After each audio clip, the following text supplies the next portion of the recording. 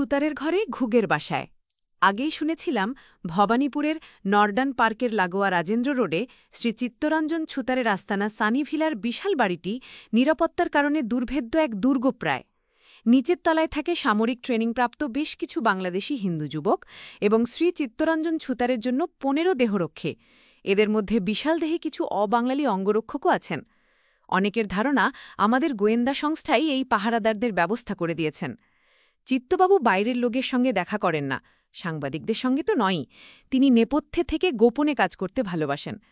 আমিও সহকর্মী সাংবাদিক শিপ্রা আদিত্য ফোন করে জানিয়েছিলাম বাংলাদেশ উদ্বাস্তু কল্যাণ পরিষদের নেতা সুশান্ত সাহার সঙ্গে দেখা করতে চাই। ঠিকানা পেয়েছি দমদমের ইটালগাছা রোডের অফিস থেকে। কথা মতো সকাল ১১টা নাগাদ সানি ভিলায় হাজির হলাম। বিশাল গেট। ২-৩ জনের ৫-৭ মিনিটের জিজ্ঞাসাবাদের পর নিচের তলাতেই একটি ঘরে আমাদের বসানো হলো। সামনেই দেখা যাচ্ছিল একটা ঘরে খাবারের পাত পড়েছে জনা ২০ লোকের। তারা খাচ্ছেন। এরা যে এখানে মেস করে খান তা বোঝা যাচ্ছিল। ঘরের একপাশে রয়েছে ৩৫০ সিসির একটি বিরাট বুলেট মোটরসাইকেল। তার নাম্বার প্লেট বাংলায় লেখা, যদিও ভারতে বাংলা ভাষায় গাড়ির নাম্বার প্লেট লেখা নিষিদ্ধ। গাড়ি বারান্দায় রয়েছে একটি নতুন মারুতি জিপসি।